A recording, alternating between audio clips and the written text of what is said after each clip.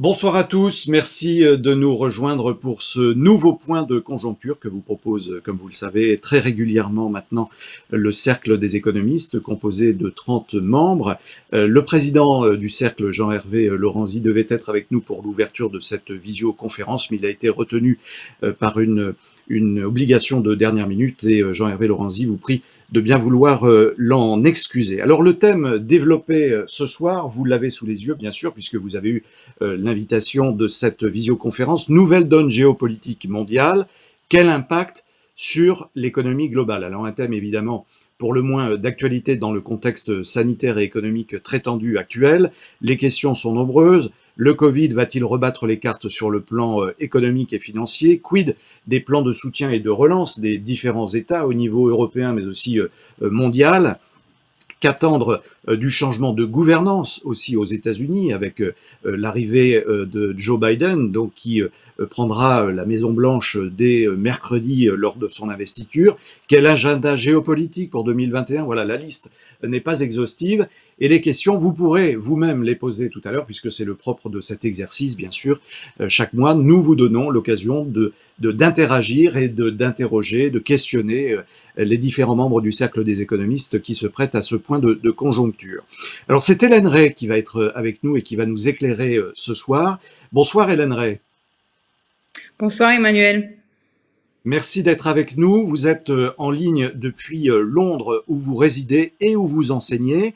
Vous êtes membre évidemment du Cercle des économistes. Vous enseignez à la London Business School. Vous êtes spécialisé notamment en macroéconomie internationale. Je ne vais pas citer tous vos titres, vous êtes également chercheuse dans différents centres internationaux et puis bien sûr vous publiez de nombreux ouvrages et de nombreux articles. Nous pouvons retrouver l'ensemble à la fois de votre profil et de vos écrits, de vos travaux sur le site du Cercle des économistes. Alors avant de vous donner la parole, je rappelle simplement quelques principes de base, les règles à suivre ce soir. Vous allez nous exposer votre point de vue pendant une quinzaine de minutes et ensuite, eh bien, ce sont les internautes, vous toutes et tous, mesdames et messieurs, qui nous regardez actuellement, qui allez pouvoir poser vos questions à Hélène Ray.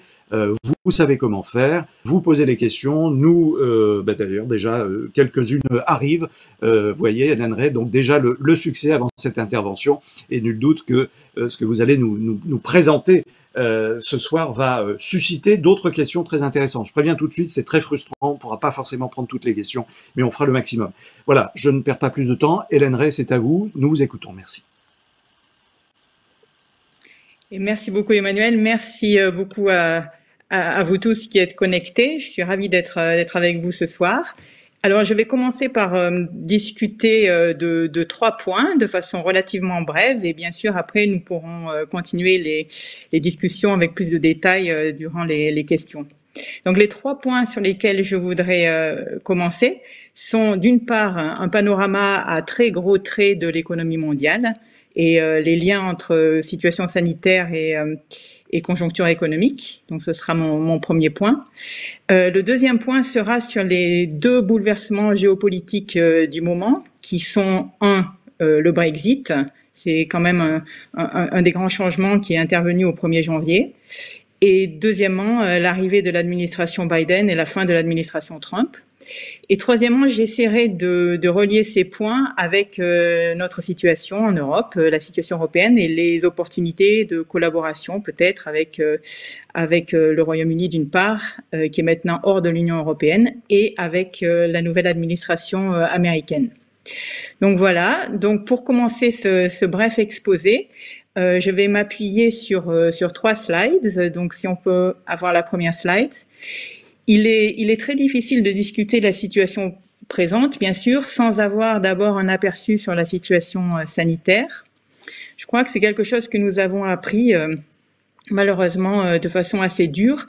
C'est les liens très étroits entre la situation économique et la situation sanitaire dans tous nos pays, et le fait qu'il n'est pas vraiment possible de discuter l'une sans discuter de l'autre. Et là, donc, c'est juste pour nous rappeler dans quelle situation nous nous trouvons en ce moment. Nous avons le nombre de morts par jour, par million d'habitants dans un certain nombre de pays. Et bien sûr, ce que nous pouvons voir sur ce graphe, c'est d'abord la première vague de la Covid qui s'est abattue sur nous entre mars et juin. On a vu la première vague avec un nombre de morts élevé dans un certain nombre de pays. Et puis, on a vu le contrôle du virus qui a été effectué dans ces pays qui sont ici représentés, qui sont principalement les pays européens. J'ai mis la France, bien sûr, l'Allemagne, l'Italie, la Suisse, le Royaume-Uni. Et pour comparaison aussi les États-Unis, le Canada et le Japon. Donc une période avec une mortalité plus faible pendant l'été, puis une résurgence malheureusement assez rapide à l'automne, avec une croissance rapide des morts à peu près partout, sauf au Japon. Et c'est un peu aussi une caractéristique d'autres pays asiatiques, une croissance relativement moindre au Canada, mais une croissance très très préoccupante, comme vous pouvez le voir, au Royaume-Uni dans les derniers jours, avec la nouvelle variante du virus qui semble être très contagieuse et donc qui menace beaucoup de pays maintenant, selon on ne sait pas trop à quelle vitesse cette variante se propage. Donc tout ceci pour dire que c'était quand même très difficile de prédire l'arrivée, par exemple, de cette nouvelle variante du Covid au Royaume-Uni. Et donc, c'est par définition aussi très difficile de prédire ce qui va se passer dans les mois qui viennent.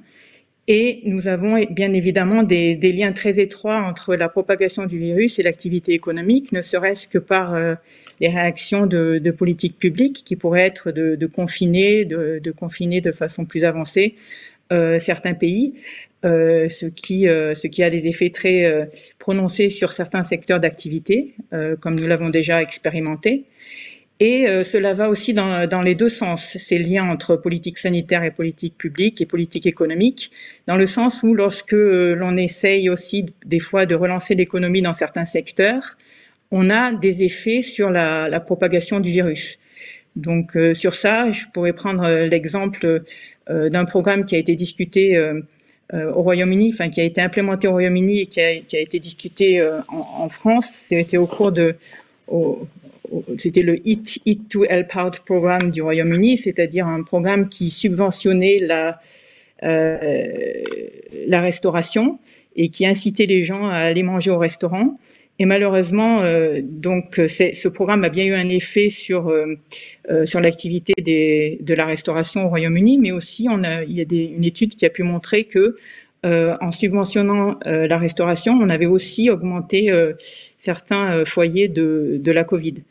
Donc, il faut faire très attention aux interactions potentielles, et ce sont des interactions qui dépendent des différents secteurs de l'économie.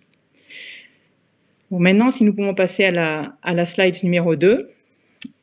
Ici, je vous montre les dernières projections du FMI qui ont été faites en octobre.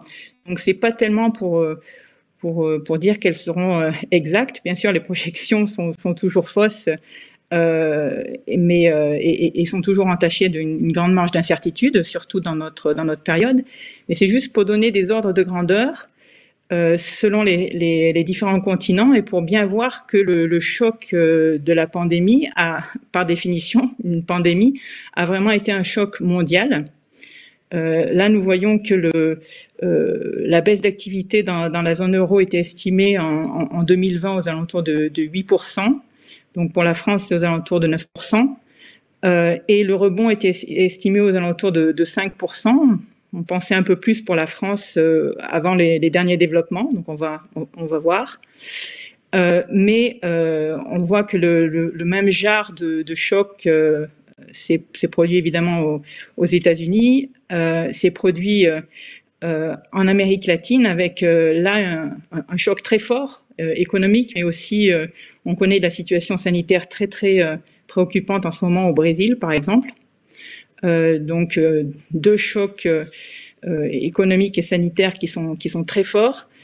On voit que finalement la partie du monde où le choc économique semble le moins fort, c'est l'Asie, en particulier là ce qu'on voit sur Emerging and Developing Asia, c'est principalement l'effet de la Chine, avec une baisse moindre de l'activité en 2020 et aussi un rebond assez fort estimé pour la Chine en 2021.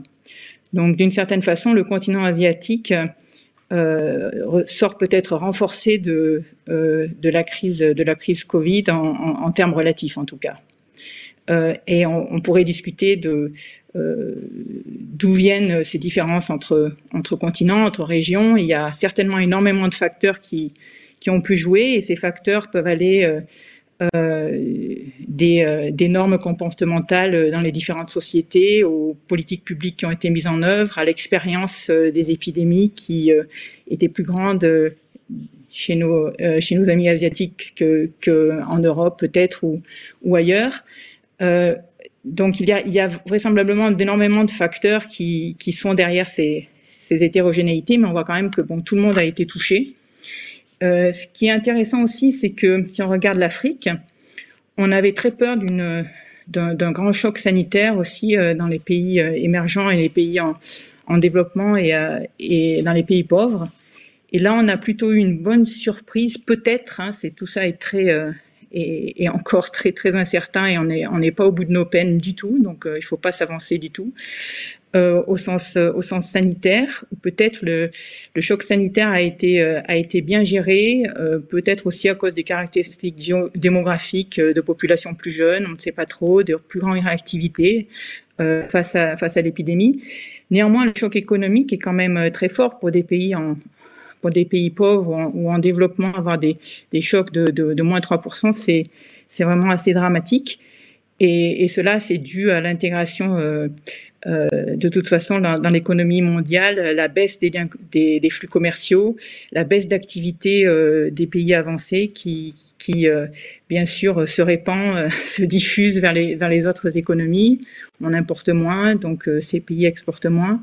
Et aussi la baisse des fonds qui sont envoyés par les travailleurs immigrés dans leurs familles et qui font vivre beaucoup de familles dans les pays les plus pauvres. Et ces fonds ont baissé de façon assez importante avec la crise Covid. Donc, des effets hétérogènes, beaucoup d'incertitudes sur 2021, mais tout le monde a été touché, et il y a des interactions fortes entre la crise sanitaire et le côté et les différents secteurs de l'économie. Donc, pour souligner cette incertitude, nous allons passer maintenant à la slide 3.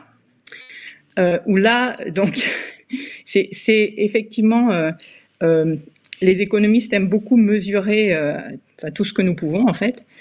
Et nous nous sommes mis récemment à l'analyse textuelle et à analyser les différents rapports, différents textes pour construire de nouvelles variables, en particulier des mesures d'incertitude, par exemple. Alors ça peut être des mesures d'incertitude de la politique économique ou des mesures d'incertitude en général.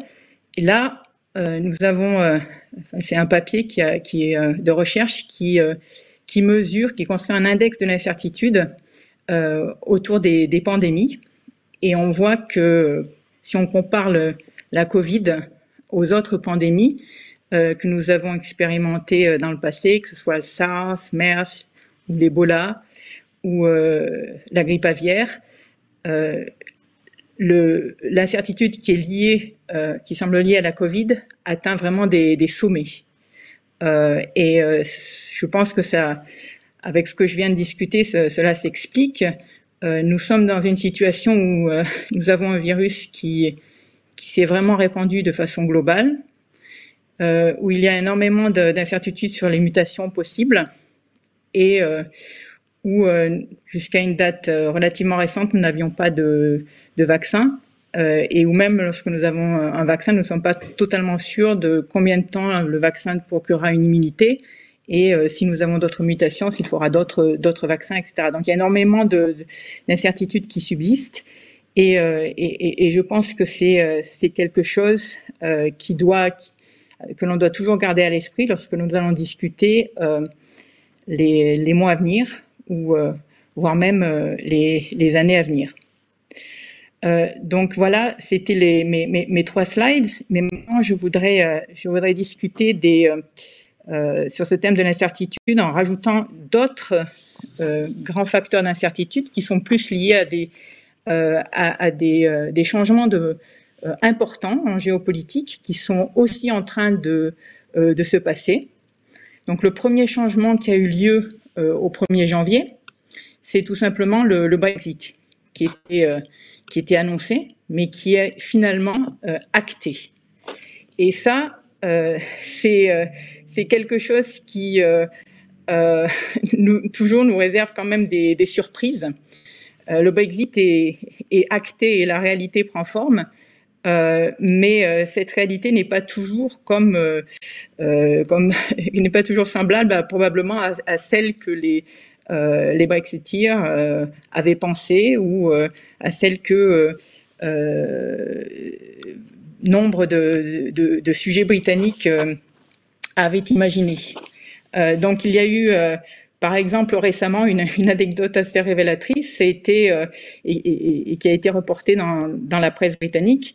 Ça a été le moment où nous avons eu des chauffeurs de routiers en provenance du Royaume-Uni qui ont passé la frontière avec les Pays-Bas et des douaniers néerlandais qui ont saisi les sandwichs des chauffeurs routiers en leur disant, eh bien non, maintenant nous allons confisquer vos sandwichs parce qu'il n'y a plus d'importation de viande et par conséquent, on ne peut plus passer la frontière comme ça avec la nourriture. C'était d'une certaine façon assez choquant et je pense que ça a marqué les esprits. Et depuis, il y a énormément d'anecdotes des différentes associations professionnelles britanniques s'occupant du commerce des boissons, du commerce de l'alimentaire, qui signalent des délais très importants pour les exportations vers l'Union européenne en raison de nouvelles formalités administratives. Et même des multinationales a priori assez bien préparées qui avant mettaient 3 heures pour régler des détails administratifs d'un chargement à l'exportation avant le Brexit, maintenant reportent des retards de plusieurs jours. Donc si les choses restent en l'état, il n'est pas impossible que le Brexit conduise à des reconfigurations de chaînes de production dans les prochains mois, par exemple. Et il y a d'autres problèmes qui arrivent, dont on entend parler maintenant de façon assez régulière. Les exportateurs de fruits de mer écossais, par exemple, qui ont énormément de mal à exporter vers l'Union européenne. Donc c'est un petit peu le reality check, comme on dit ici. C'est-à-dire que l'histoire de regain de souveraineté britannique, pour l'instant au moins, se traduit plutôt par une perte de souveraineté, au sens où, loin d'enlever des contraintes, la sortie de l'Union européenne semble plutôt en rajouter dans divers plans et aussi semble diminuer la capacité du Royaume-Uni, au moins pour l'instant, à projeter sa volonté ou à faire des transactions avec le reste du monde. Donc ça va un petit peu à l'encontre de l'idéologie qui avait dominé le Brexit, la campagne du Brexit. Donc ça c'est une première remarque. Bien sûr, si on regarde le futur, il y a énormément de domaines de collaboration qui n'ont pas encore vraiment été explorés entre le Royaume-Uni hors Union européenne et l'Union européenne, en particulier le domaine de la défense, qui n'est pas du tout dans l'accord. Et aussi, de façon plus générale, une base de collaboration qui pourrait être très importante dans les mois à venir, c'est le domaine du climat. Ça, j'y reviendrai aussi avec la collaboration avec les États-Unis. Donc, pour passer brièvement maintenant, parce que je vois que le temps passe avec l'administration Biden, je dirais que là aussi, on a un changement très important, évidemment, avec la fin de l'administration Trump. Et donc, il y a énormément de changements qui vont se produire dus à l'arrivée de la nouvelle administration. Premièrement, ouf de soulagement, je pense, de beaucoup de gens. Et moi, je soulignerais quelque chose qui peut-être n'est pas très souvent, que les gens ne remarquent pas très souvent, c'est que un changement très important entre les deux administrations, ça sera la compétence des gens qui seront en charge de la politique. L'administration Trump a fait une chasse aux experts, une chasse à la science en général, a détruit énormément de compétences, a détruit les autorités indépendantes de régulation, a dérégulé énormément du côté de l'environnement, du climat, a démantelé des agences qui auraient été en charge des attaques cyber, en charge des pandémies, etc. Ça a été vraiment une administration qui a saboté en quelque sorte l'administration publique aux États-Unis. Et donc, une des premières choses qui va changer avec l'administration de Biden, c'est qu'il y aura de nouveau des administrations qui seront rétablies avec des gens compétents. Et je pense que pour les relations internationales, ça va être extrêmement important. Donc ça, c'est un premier point. Le deuxième point, évidemment, c'est que l'administration Biden a déjà annoncé un soutien budgétaire très important à l'économie de 1 900 milliards de dollars, qui aura bien évidemment des effets non seulement sur l'économie américaine, mais aussi sur l'économie mondiale. Et comme je vois que je suis déjà au-dessus de mon temps de parole pour mon introduction, je finirai donc en disant que, de la même façon qu'avec le Royaume-Uni, il me semble qu'une des priorités pour l'Europe dans ces nouvelles relations avec l'administration américaine sera de s'entendre sur la politique climatique. Là aussi, il y a vraiment un changement de paradigme entre Trump et Biden. Trump ne croyait pas ou disait qu'il ne croyait pas au changement climatique et d'ailleurs à la science en général. Au contraire, l'administration Biden fait du climat une priorité très importante, avec John Kerry, par exemple, qui sera en charge, donc des signaux très importants. Janet Yellen est aussi, qui sera la secrétaire d'État au Trésor, donc est également très se soucie également énormément du changement climatique. Donc il va y avoir une opportunité vraiment très forte de collaboration sur ces sujets-là, et cela va être bien sûr pas très facile, puisque le genre de politique climatique qui seront mises en place aux États-Unis seront assez différentes vraisemblablement de celles que nous avons en place en Union européenne, avec peut-être plus de place pour les subventions, pour l'investissement vert et moins de place pour le prix de carbone, mais nous verrons bien. Et il faudra donc se coordonner pour éviter le fait que le carbone pourrait être ou la décarbonation des économies pourrait se faire de façon qui soit asymétrique, et pour éviter que les activités polluantes n'aillent d'un continent à l'autre, ou d'essayer d'arbitrer les différences de régulation entre les États-Unis et l'Europe, par exemple. Donc il va falloir se coordonner de façon très sérieuse sur ces sujets. Mais je pense qu'il va y avoir vraiment une volonté politique d'essayer d'aboutir quelque part, et c'est quelque chose qui est relativement positif dans la situation actuelle. C'est pour ça que je voulais en parler et peut-être finir mon propos introductif sur ce point-là. Voilà, Emmanuel. Merci infiniment, Hélène Rey, merci beaucoup pour ce panorama, cette vue d'ensemble malheureusement trop courte, mais justement on va pouvoir discuter de tous et approfondir les différents points que vous venez d'évoquer, très importants en termes de géopolitique, d'économie internationale. On pourra parler aussi multilatéralisme. Alors beaucoup de questions sont arrivées pendant votre exposé, Hélène Rey, des questions liées bien sûr à la conjoncture directement liées au Covid, et d'autres questions plus larges sur notamment l'énergie, le pétrole, etc. Alors, je vais commencer peut-être par une source d'espoir ou d'espérance peut-être avec cette question.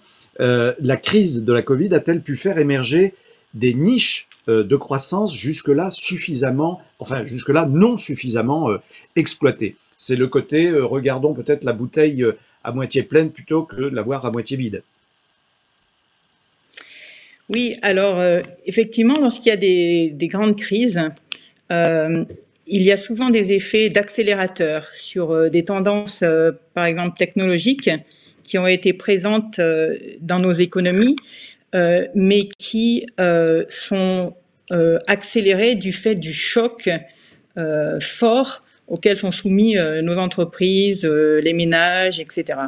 Donc, dans le cas de la Covid, on pense évidemment à tout ce qui est téléprésence, donc le travail à distance et toutes les technologies qui favorisent le travail à distance, qui peuvent permettre alors à la fois des changements de mode de vie, mais aussi des changements d'organisation à l'intérieur des entreprises qui peuvent être très bénéfiques pour tout le monde, qui peuvent aboutir, si bien géré, à des augmentations de productivité, par exemple, tout en augmentant le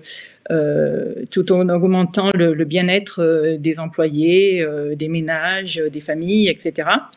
Donc, sans avoir une vision trop rose de la chose, on peut penser qu'il y a des grandes opportunités de ce domaine-là qui ne demandent qu'à être développées et qui conduiront à des innovations technologiques qui vont pouvoir se greffer sur les innovations existantes et être utilisées de façon accélérée, étant donné que nous avons des contraintes particulières qui sont liées au confinement, etc. Et ces changements qui n'auraient pas eu lieu, finalement, peuvent être accélérés et conduire à des changements positifs dans le long terme. Donc, on peut penser à ça de façon générale avec le travail, mais on peut penser à ça aussi pour la santé, la télémédecine, par exemple, qui pourrait avoir des développements beaucoup plus importants. Pour accompagner tous ces changements qui pourraient effectivement créer de la croissance et de l'innovation, il faudrait avoir des politiques complémentaires en termes de formation, en termes d'inclusion, pour que tout le monde puisse en bénéficier et qu'on est vraiment du côté des innovations, on ratisse large et que tous les jeunes soient formés pour pouvoir contribuer à ce genre d'économie qui peut être l'économie effectivement de demain. C'est très schumpeterien finalement, et c'est ce que dit Philippe Aghion, membre du Cercle des économistes, à travers son dernier ouvrage. C'est toute la problématique de la destruction créatrice finalement dans ce mouvement. Une question, alors peut-être directement liée, justement, quelle cohérence voyez-vous entre les situations sanitaires et économiques avec les variations des marchés financiers? C'est vrai qu'on a vu ces derniers temps des marchés finalement pas inquiets de la situation, on aurait pu s'attendre à pire, et les marchés ont continué à évoluer positivement. Oui, donc là, je pense qu'il faut faire attention sur l'interprétation des valeurs financières et de ce que disent les marchés, parce que les valeurs ne reflètent pas uniquement, bien sûr, les anticipations sur les fondamentaux futurs de l'économie, mais ils reflètent peut-être avant tout, dans cette période, les interventions des banques centrales. Et le fait que lorsque les intervenants sur les marchés achètent certains actifs, ils ont bien dans l'esprit que si les banques centrales continuent d'intervenir pour supporter l'économie et qu'elles achètent certains types d'actifs, elles vont effectivement faire augmenter les prix. Donc on achète avec l'espoir que le prix de l'actif qu'on achète va augmenter, qu'on va faire des gains en capitaux. Donc l'évaluation ne reflète pas uniquement les anticipations des fondamentaux, mais il reflète, je dirais de façon très importante, les interventions des banques centrales. Et n'oublions pas aussi que les taux d'intérêt sont très bas, indépendamment des volumes d'achat. Donc lorsqu'on discounte des flux de revenus dans le futur et des taux d'intérêt très bas, de toute façon, ça conduit à faire augmenter l'évaluation des actifs. Donc il faut faire attention à l'interprétation des valeurs financières en ce moment. Alors, il y a les valeurs financières et puis les monnaies. Alors, on parle beaucoup de la guerre des monnaies. Une question de Camille. Est-ce la fin du dollar comme monnaie refuge, selon vous, Hélène Rey? Alors ça, c'est une question très vaste qui demanderait probablement une émission tout entière qui lui soit dévolue. Mais je pense qu'il y a donc disons des mécanismes qui sont à l'œuvre en ce moment qui sont assez intéressants. Nous savons tous que lors des grandes crises, d'habitude, le dollar est monnaie refuge. Et si on regarde, par exemple, ce qui s'est passé en 2008, au moment de la crise des subprimes, nous avons une appréciation du dollar qui a été très intense entre 2007 et 2009, à un moment où il y avait le risque se matérialiser dans l'économie mondiale. Tous les actifs risqués ont vu leur valeur chuter de façon soudaine et assez massive. Et les seuls actifs dont la valeur a augmenté et qui attiraient des investisseurs à l'époque, c'était les bons du Trésor américain. Et donc le dollar s'appréciait en raison de la bonne tenue des bons du Trésor américain et les flux envers ces actifs refuges. C'est quelque chose qui repose sur la confiance qu'ont les marchés financiers vis-à-vis du dollar, sur le rôle du dollar en tant que monnaie internationale avec divers aspects. Le dollar est la plus grande monnaie de réserve. Énormément de banques centrales ont leurs réserves majoritairement en dollars. Énormément de pays fixent leur taux de change vis-à-vis du dollar. La liquidité des marchés d'échange en dollars et les émissions de bons internationaux en dollars sont de loin majoritaires. Donc le dollar a énormément de rôles dans le système financier international qui sont complémentaires et qui lui donnent un statut qui est très privilégié. J'ai moi-même fait des recherches mettant en avant le rôle, le privilège exorbitant du dollar, pour citer Monsieur Valéry Giscard d'Estaing, qui avait parlé de ce privilège dans les années 60 alors qu'il était ministre du général de Gaulle. Et ce privilège exorbitant consiste dans le fait que les gens ayant confiance dans le dollar et le dollar étant très liquide, les États-Unis étant au centre du système monétaire international, les États-Unis n'ont généralement aucun mal à se refinancer. Et tout le monde veut bien prêter en dollars, et par conséquent, les États-Unis peuvent emprunter à bas coût et importer ou alors acheter des actifs plus risqués. Donc ils font de l'intermédiation comme un banquier et gagnent de l'argent sur cette intermédiation. Donc c'est un rôle assez privilégié qui est lié à ce statut de valeur refuge. Bien, ce qui s'est passé cette fois-ci, c'est assez intéressant, c'est qu'on n'a pas vu une appréciation du dollar vis-à-vis de l'euro qui soit comme ce qui s'était passé en 2008. Et on a même vu des hoquets assez disruptifs, nous dirons, dans les marchés du trésor américain au mois de mars, où il semblerait qu'il y ait eu des problèmes de liquidité, que la microstructure du marché, en quelque sorte, n'a pas résisté à la demande de liquidité très forte de cash en mars 2020. Et donc, il y a eu des interventions de la Fed de New York en particulier pour calmer les choses, parce que les marchés étaient très, très, très volatiles. Donc, c'est une espèce de petite faille, peut-être, qu'on voit apparaître dans le rôle de valeur refuge du dollar, qui, à mon avis, s'inscrit dans le sens de l'histoire. Donc, je ne dis pas que les choses vont changer du jour au lendemain, mais qui s'inscrit dans le sens de l'histoire parce qu'on voit bien qu'en valeur relative dans l'économie mondiale, le PIB des États-Unis baisse, et baisse de façon tendancielle depuis assez longtemps maintenant, en raison en particulier de la croissance chinoise.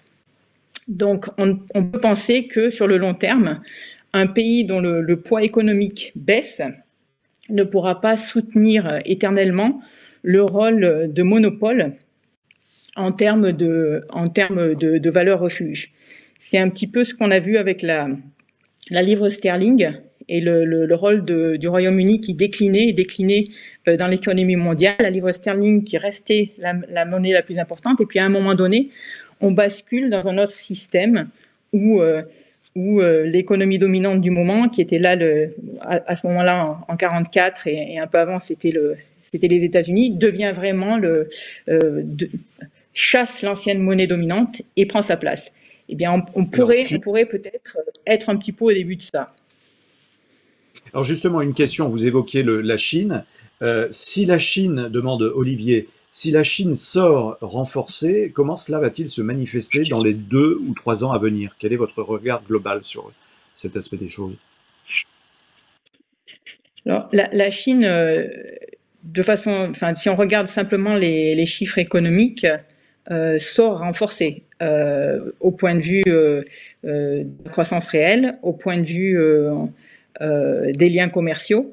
En revanche, ce qui est toujours assez frappant, c'est que justement d'un point de vue financier et d'un point de vue monétaire, le yuan n'est absolument pas jusqu'à présent une monnaie dominante.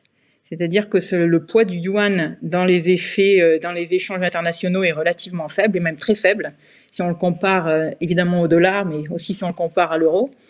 Le poids du yuan est toujours très faible, et les marchés financiers, les instruments financiers qui sont en yuan sont toujours très sous-développés par rapport au dollar, par rapport à l'euro, etc.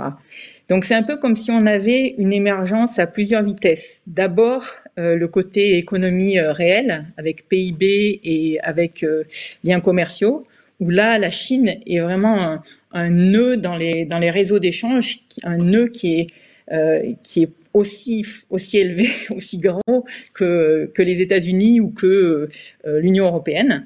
Mais si on regarde au point de vue des échanges financiers, la Chine est toujours assez sous-développée. C'est toujours un nain. Donc il y a une espèce de deux vitesses qui est en train de, pour l'instant, qui est établie dans les échanges internationaux, avec une différence assez nette du côté commercial par rapport au côté financier.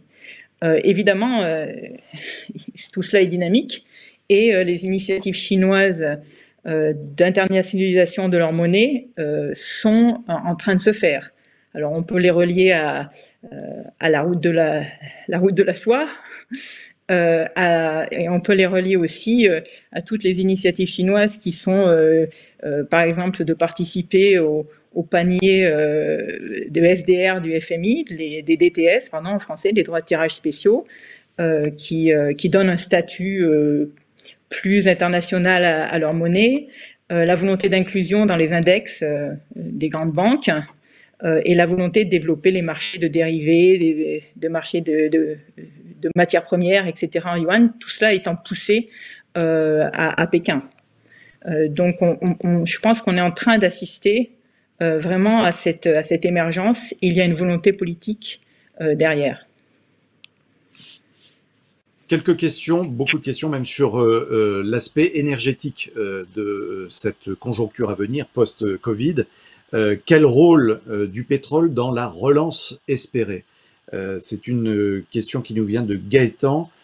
Cours susceptible de repartir très vite à la hausse ou stock trop important? Qu'attendre également sur ce point des relations d'ailleurs entre Biden et MBS, donc du côté des pays producteurs. Donc déjà le poids du pétrole dans cette géopolitique économique post-Covid. Alors, je me garderai bien de faire des pronostics sur le cours du pétrole parce que je ne suis pas du tout une experte du marché du pétrole. Donc là, je vais m'abstenir totalement. C'est plus le rôle, en fait. La question porte plus sur le rôle du poids du pétrole.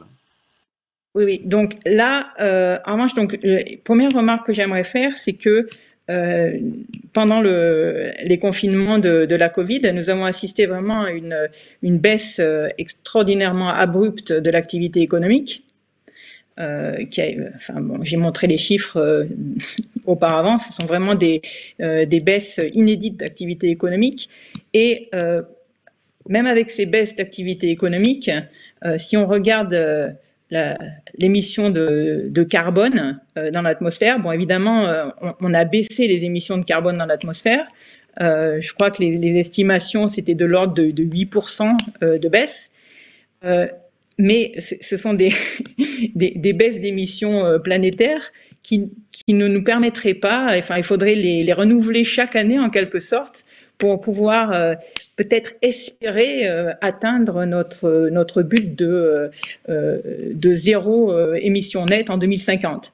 Donc ce que je veux dire par là, c'est que même des décroissances extraordinaires qui conduisent énormément de gens à perdre leur emploi, à perdre du revenu, etc., ne permettent pas de diminuer les émissions de carbone de façon soutenable pour pouvoir atteindre nos objectifs climatiques.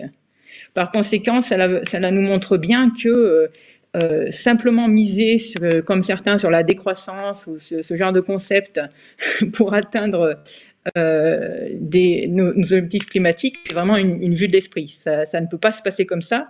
Et cela souligne le fait qu'il faut absolument changer les structures de production. Donc c'est comme ça que j'aborderai la question du rôle du pétrole. C'est que finalement 2050, maintenant c'est demain, hein, c'est dans pas très longtemps, et que pour atteindre nos objectifs climatiques, il faut vraiment accélérer la substitution en dehors du pétrole et de toutes les énergies fossiles et très carbonées vers d'autres types d'énergies décarbonées. Et pour cela, il n'y a pas 36 solutions, il faut vraiment changer la façon dont on produit les choses, nos appareils productifs. On ne peut pas le faire par la décroissance, je pense que c'est assez clair. Donc il faut vraiment changer les structures. Donc pour moi, le rôle du pétrole, il doit être minimal. Et ça veut dire qu'il faut mettre en place le plus rapidement possible, alors là il y a tout un tas évidemment de conséquences qui suivent, le plus rapidement possible, un prix du carbone qui augmente avec un sentier qui soit compatible avec nos objectifs climatiques de 2050. Ça veut dire une augmentation assez rapide. Et ça a beaucoup de conséquences. Ça a des conséquences sur la distribution, sur les revenus des gens, sur les pouvoirs d'achat, etc. Donc, il faut faire très attention à ce genre d'effet et penser à l'effet gilet jaune, en quelque sorte, et bien faire en sorte que les revenus d'une taxe carbone ou équivalent soient redistribués aux bonnes personnes de façon progressive, etc. Mais je pense qu'on ne peut pas faire l'économie d'un prix du carbone qui augmente de façon assez rapide et donc d'un pétrole qui devrait diminuer de façon assez rapide entre maintenant et 2050. Et il faut mettre en place des institutions capables de gérer ça et bien penser aux effets redistributifs. Alors justement, dans ce cadre, les relations géopolitiques sont très importantes. C'était la deuxième partie de cette question. La relation, comment la voyez-vous entre le nouveau président, enfin le président élu américain, qui encore une fois prendra investira pleinement son poste donc mercredi, après-demain. Comment voyez-vous ces relations entre Biden et je dirais les pays producteurs, notamment le fameux MBS? Mohamed Ben Salman. Alors,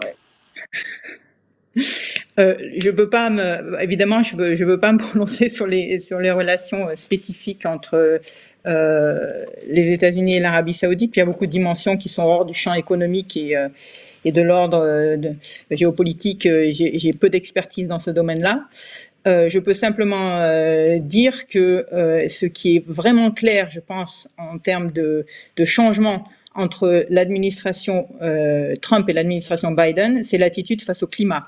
On ne peut pas forcément dire la même chose vis-à-vis par exemple, de la Chine, où la continuité sera vraisemblablement plus importante entre l'administration Trump et l'administration Biden. Mais si on prend le problème du climat, là, il y a vraiment un contraste qui est très, très apparent. Nommé John Kerry, qui est quand même quelqu'un de très, qui s'est battu pour le climat et de très, avec un gros poids dans le système politique américain sur le climat, c'est un signal très très fort. Il y a eu énormément de prises de position de Biden dans le domaine et la nomination de Janet Yellen aussi, qui a travaillé sur ces sujets dans les mois précédents. Et aussi un signal très très fort. Donc, je ne connais pas évidemment les spécificités, quelles seront les politiques spécifiques qui seront mises en place par l'administration Biden. Il y a fort à parier qu'il y aura à la fois des subventions du côté productif pour changer l'appareil productif américain pour verdir l'économie, et peut-être aussi des mesures prises du côté taxe carbone. Et donc c'est là qu'il va falloir complètement harmoniser nos politiques pour créer un grand espace où le prix du carbone soit à peu près homogène entre les États-Unis et l'Union européenne et d'autres pays qui se joindront à ce grand espace. Donc je pense là il y a vraiment des progrès qui peuvent être faits. C'est un des points de convergence sur lesquels j'espère que aussi la COP26 qui aura lieu à Glasgow en novembre permettra d'avancer beaucoup avec le Royaume-Uni aussi en collaboration avec l'Union européenne. Hélène Rey, on va revenir sur une question que vous avez déjà abordée largement et des questions sont intervenues entre-temps en fait autour des monnaies. Les monnaies émergentes vont-elles avoir une plus grande importance à l'avenir? Je vous donne les 2-3 questions. Hein. Est-ce que l'euro peut devenir la monnaie dominante? Ça, c'est une question de Pascal. Donc, à la fois sur les monnaies émergentes, est-ce qu'elles vont prendre de plus en plus d'importance? Et finalement, est-ce que l'euro peut tirer son épingle du jeu dans cette affaire? D'accord. Donc, les déterminants de l'importance de monnaie. Tout d'abord, il faut des pays qui soient, d'un point de vue économique, suffisamment importants, à la fois si on les mesure avec le PIB ou si on les mesure en termes de liens commerciaux. Historiquement, et on comprend assez bien à cause du rôle de la liquidité qui est vraiment important pour l'utilisation des monnaies, c'est simplement les gros acteurs qui peuvent avoir des monnaies internationales importantes. Le Luxembourg, même si le Luxembourg, en tant que petit pays, avant d'entrer dans l'euro, avait des politiques macroéconomiques stables, on ne pense pas que la monnaie luxembourgeoise puisse vraiment devenir la monnaie mondiale. Ou maintenant, même la monnaie suisse, ça peut être une valeur refuge, mais on peut pas penser. C'est difficilement concevable que le franc suisse soit la monnaie mondiale dominante. Donc, il faut non seulement avoir des politiques macroéconomiques qui soient responsables avec des institutions solides, mais aussi il faut avoir un rôle de poids dans l'économie mondiale, qu'il y ait des raisons, en quelque sorte, fondamentales de faire des transactions dans votre monnaie. Donc, il n'y a pas énormément de pays qui satisfont ce critère. Il y a évidemment les États-Unis, il y a la zone euro et il y a la Chine, de plus en plus. Maintenant, du côté donc, ce sont les 3 monnaies, nous dirons pour l'instant, candidates à ce genre de dominance monétaire. Maintenant, il faut plus que ça. Il faut aussi que les marchés financiers soient développés. Il faut que lorsque l'on fasse des transactions en yuan, par exemple, on ait des marchés de dérivés pour pouvoir couvrir les risques, on ait de la profondeur dans différents instruments financiers. Et ça, pour l'instant, ça manque à la fois du côté chinois, mais ça manque aussi, ou ça manquait du côté de la zone euro, dans le sens où, si nous regardons le marché des bons en zone euro, on avait toujours un bon français, enfin des obligations françaises, des obligations du Trésor français, des bons italiens, des bons allemands, etc.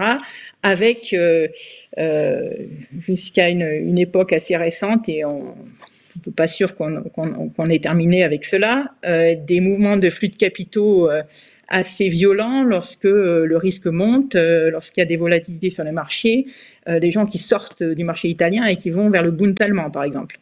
Donc, c'est pas un marché unifié qui fonctionnait très bien, le marché de la zone euro, en matière d'obligations. Et ça, c'est un handicap pour l'internationalisation de la monnaie. Alors, nous avons fait des progrès dans la zone euro, dans le sens où maintenant, par exemple, la BCE est devenue beaucoup plus active dans les marchés, et aussi nous avons émis de la dette commune. Et ça, c'était un grand pas qui a été réalisé il n'y a pas très longtemps. Donc, tout cela va à mon avis, dans la bonne direction si on a pour objectif de faire de l'euro une monnaie internationale qui soit plus utilisée dans les transactions internationales. Il semblerait d'ailleurs que c'est quelque chose que la Commission a mis dans ses objectifs de façon assez récente, et qu'il y a d'ailleurs ces jours-ci, un projet d'internationalisation de l'euro avec quelques mesures pour renforcer les capacités d'internationalisation de l'euro qui soient mises à l'étude du Parlement européen et que la Commission a concocté. On voit bien que c'est pour éviter aussi la dominance du dollar en matière d'extraterritorialité, les sanctions contre l'Iran, donc l'extension de la zone dollar qui nous empêche de faire des transactions avec certains pays, etc. C'est une histoire de souveraineté monétaire là qui est derrière tout ça. donc je pense que c'est très intéressant de regarder ce qui va se passer et qu'il va effectivement peut-être bien y avoir quelques soubresauts de ce côté-là, oui. Alors justement, il y a des questions sur un éventuel nouveau plan de relance en Europe. Je vous poserai la question dans un instant, mais il y a les outils, il y a les moyens.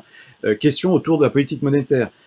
Pensez-vous que le niveau bas des taux d'intérêt soit tenable sur un moyen terme? Quels seraient les facteurs de remontée? Et autre question, cette fois d'Olivier, quelle sortie possible des politiques d'hyperliquidité des banques centrales sans étrangler les États justement excessivement emprunteurs depuis 18 mois. Donc comment vous voyez évoluer la courbe des taux et effectivement, quelle sortie possible sans mettre le couteau sous la gorge des États qui sont hyper emprunteurs? Bien sûr, tout cela, ce sont des questions très importantes. Donc, une première chose qu'il faut toujours rappeler, c'est que les banques centrales fixent les taux nominaux et leur mandat, c'est bien sûr la cible d'inflation tout en soutenant l'activité. Enfin, ça dépend quelle banque centrale, mais par exemple la Fed, son mandat, c'est ça, c'est un mandat dual. Et pour réaliser leur mandat, elles doivent tenir compte de ce qu'on appelle un taux d'intérêt réel d'équilibre qui, lui, dépend des fondamentaux de l'économie réelle. Alors, je vais m'expliquer un peu plus. Le taux d'intérêt réel en économie est une variable qui dépend de l'équilibre entre l'investissement et l'épargne. Pensons-y au niveau mondial, ce sera plus simple. Donc, s'il y a beaucoup d'épargne au niveau mondial et peu d'investissement, le taux d'intérêt réel baisse. Et s'il y a inversement beaucoup d'investissements, donc si on est dans une période de croissance forte et peu d'épargne, le taux d'intérêt réel augmente. Cette variable de taux d'intérêt réel est donc absolument déterminante pour comprendre ce que fait la politique monétaire, qui essaye d'atteindre le taux d'intérêt réel d'équilibre, en quelque sorte, et qui pour ce faire, a à sa disposition son taux de politique monétaire. Donc, quand on est dans une situation comme la situation actuelle, où l'économie ne va pas très bien, et ça a été le cas pendant quelque temps, où les taux d'intérêt réels sont très bas, ça veut dire qu'il y a trop d'épargne en quelque sorte et pas assez d'investissement. Et donc, pour essayer d'augmenter l'investissement, les politiques monétaires baissent le taux nominal. Elles continuent à essayer de faire baisser le taux nominal pour stimuler l'investissement. C'est ce qu'elles font. Donc, en quelque sorte, elles sont déterminées par ce qui se passe du côté de l'économie réelle, par ce déséquilibre entre épargne et investissement qu'il y a dans l'économie mondiale. Or, ce déséquilibre entre épargne et investissement, cette baisse du taux d'intérêt réel, est tendancielle depuis les années 80. C'est-à-dire, si vous regardez les taux d'intérêt réels depuis 1980, ils n'arrêtent pas de baisser. Et ça, vous pouvez le regarder dans l'économie américaine, dans les économies de l'Union européenne, au Japon. Enfin, vous regardez ça, c'est une tendance. Cette tendance, certains l'appellent une tendance de stagnation séculaire. Il n'y a pas vraiment d'accord là-dessus. On pense que c'est lié à la démographie, le vieillissement de la population, qui conduit à un surcroît d'épargne et pas assez d'investissement. Ou peut-être elle peut être liée à une décroissance, enfin une croissance moins forte de la productivité, ou elle peut être liée à l'effet de la crise financière, enfin ou renforcée par l'effet de la crise financière, voire renforcée par la pandémie actuelle, qui conduit à beaucoup d'épargne de précaution. Mais en tout cas, ce taux d'intérêt réel bas, il semblerait bien qu'il soit là pour encore plusieurs années. En tout cas, il y a pas tellement de raisons de penser qu'il pourrait remonter, disons, dans les 2-3 années à venir, au moins. Et après, on ne sait pas trop, hein, mais il est dur de penser qu'il pourrait remonter de façon abrupte rapidement. Donc, si c'est le cas, il y a peu de raisons de voir une remontée des taux d'intérêt des banques centrales. Évidemment, alors, il faut toujours être prudent quand on est économiste. Hein. Il peut toujours y avoir des événements, il y a toujours des risques. Il y a toujours des risques. Donc, qu'est-ce qui pourrait, si le taux d'intérêt réel reste bas, qu'est-ce qui pourrait faire changer la politique des banques centrales dans le court terme, ou est-ce qu'il y a des risques? Il y a toujours un petit risque. Alors on pourrait penser qu'il pourrait un choc d'offres important qui fasse que soudainement il y a une inflation qui parte et qui affecte les anticipations d'inflation des agents. Et donc que les banquiers centraux aient peur que les anticipations des agents soient très nettement au-dessus de leur cible d'inflation, pourrait les faire réagir. Est-ce que c'est très probable? Honnêtement, c'est difficile de voir ça, hein. Mais il y a toujours des risques qu'il faut avoir à l'esprit. Donc, à bien vous entendre, Hélène Ray, on va pouvoir continuer à investir finalement, puisque les taux, si on vous croit, ne vont pas remonter de sitôt. Bon, bien sûr, il faut relativiser ce genre d'analyse, comme vous l'avez fait. Question justement, est-ce que c'est le moment de lancer un nouveau plan? Est-ce qu'il y a nécessité d'un second plan de soutien en Europe? Un second plan, un deuxième plan de soutien européen? D'abord, il faut le premier plan de soutien est en pleine implémentation, donc c'est difficile de... Ou alors compléter peut-être le premier. Déjà, il faut mettre en place le Next Generation EU, donc il faut le mettre en place. Il faut faire... il arrive en complément avec les plans nationaux. Donc, il y a certainement une réflexion très importante à avoir sur les dates, les moments d'implémentation des différentes phases. Donc, il faut faire très attention à soutenir l'économie dans le court terme, puisque l'économie dans le court terme est toujours très déprimée. Donc, il faut bien sûr avoir un support budgétaire important dans le court terme. Et puis après, il faudra beaucoup d'investissements pour réaliser cette transition énergétique et voire numérique dont j'ai parlé. Et c'est justement un peu le point de Next Generation EU, c'est de permettre ces changements de structure dans nos modes de production.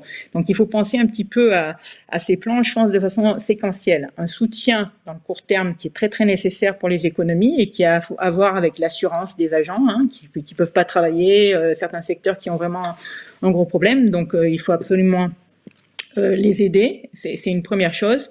Et puis, il faut s'assurer que la demande reprenne, la demande privée reprenne. Et lorsque la demande privée reprend, donc là, il faudra bien doser les efforts budgétaires, voire les dépenses, etc. Il faudra faire attention à préparer l'avenir, à la fois en termes de chemin futur de la dette, et aussi en termes de changement structurel de l'économie. Donc je pense que les préoccupations sont assez différentes dans les différentes phases que je viens de décrire, le court terme et le moyen long terme.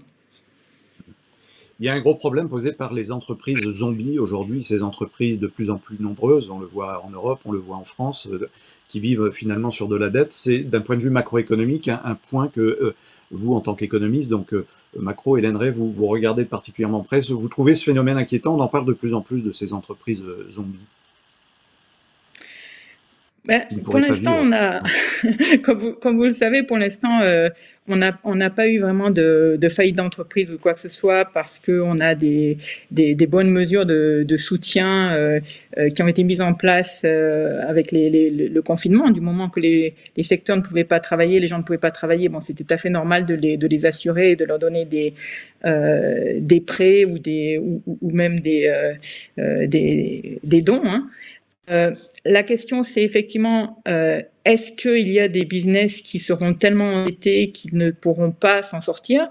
Mais là, il faut faire très attention parce que il y a des business qui pourraient avoir un avenir dans des conditions normales, mais qui seront tellement pénalisés par leur dette qu'ils ne pourront pas s'en sortir. Donc cela, il faudrait essayer de les recapitaliser. Hein. C'est pas des entreprises zombies.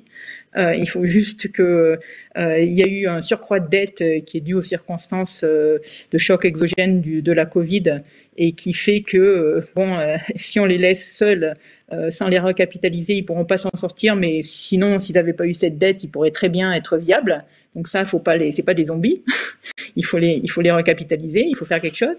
Et puis, il peut y avoir effectivement, par contre, des business qui en arrive même avant la crise Covid n'étaient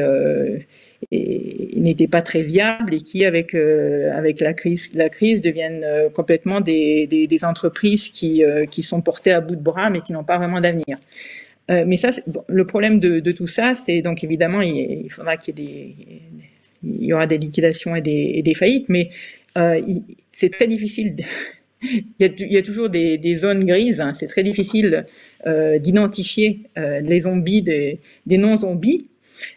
Et donc, il faut faire, d'abord, qui doit le faire? Et deuxièmement, il faut penser aussi aux externalités. Donc, dans le processus de destruction créatrice que vous avez mentionné, il faut quand même penser aussi aux externalités négatives qui résultent de trop de faillites. Et de fait que des faillites peuvent en enchaîner une autre, et que quand on ne sait pas trop si une entreprise, il faut laisser une entreprise faire faillite ou pas, il faut penser aux effets dominos qui peuvent s'enclencher, aussi aux effets sociaux, évidemment, sur les différents bassins d'emploi, avec en gardant à l'esprit qu'énormément de petites entreprises dans les régions, c'est l'emploi local. Et il y a des effets sociaux derrière qui peuvent être très importants. Donc je suis pas sûre que toutes les externalités soient prises en compte dans l'analyse schumpeterienne. Il faut faire très attention à ça. Hélène Rey, nous arrivons au terme de cette visioconférence. Je me permets une toute dernière question. Je rappelle que vous êtes en direct depuis Londres, où vous habitez et où vous enseignez aujourd'hui. Alors une question concernant justement... alors attendez, hop, voilà. Pensez-vous que le projet des Brexiteurs de faire de Londres le fameux Singapour de l'Europe a définitivement échoué? Derrière, évidemment, on voit le Brexit. Je pense que d'abord, il faudrait s'entendre de ce que ça veut dire le Singapour de l'Europe, parce qu'on a des mythes sur le Singapour. Il y a des mythes qui disent c'est une entité complètement dérégulée avec des régulations minimales, etc. Et ça me paraît pas vraiment correspondre à ce qu'est Singapour. Donc, il faudrait définir ce que serait le Singapour de l'Europe. Et pour l'instant, je dois dire qu'on ne sait pas. Puisque ce qui est assez frappant, même dans la discussion post-Brexit, c'est que il n'y a pas eu de prise de position claire du gouvernement sur la question de quelle régulation européenne allons-nous bien pouvoir nous écarter maintenant que le Brexit est fait. C'est une question, on avait l'impression que les Brexiteers dans la campagne avaient insisté sur le fait que nous voulons être très différents de l'Europe, etc. On va profiter de toutes ces opportunités phénoménales pour avoir une Grande-Bretagne globale. Mais dans les faits, il n'y a eu aucune déclaration qui précise ce que pourrait vouloir dire une Grande-Bretagne globale, ni sur ce que les différents secteurs pourraient bien faire pour se démarquer de l'Union européenne.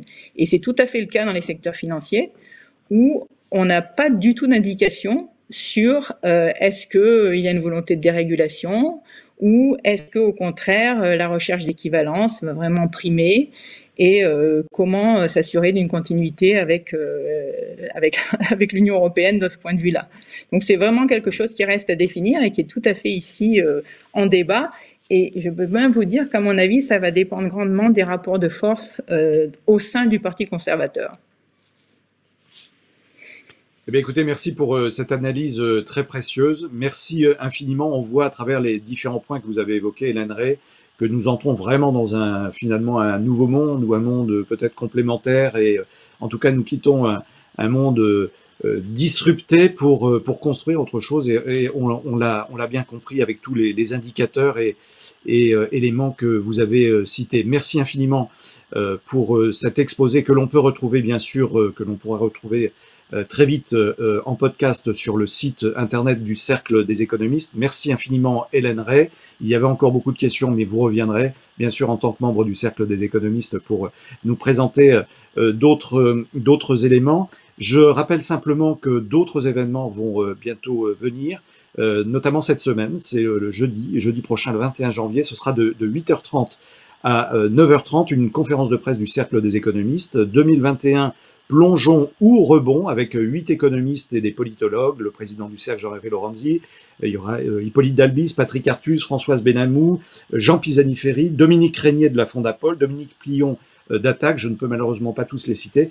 En tout cas, ce sera en live sur le site du Cercle des économistes jeudi matin à partir de 8h30. Merci infiniment Hélène Ray. Merci à vous toutes et tous qui nous avez rejoints ce soir et qui avez posé beaucoup de questions très pertinentes. Et je vous dis à très bientôt avec le Cercle des économistes. Merci à tous. Merci, au revoir.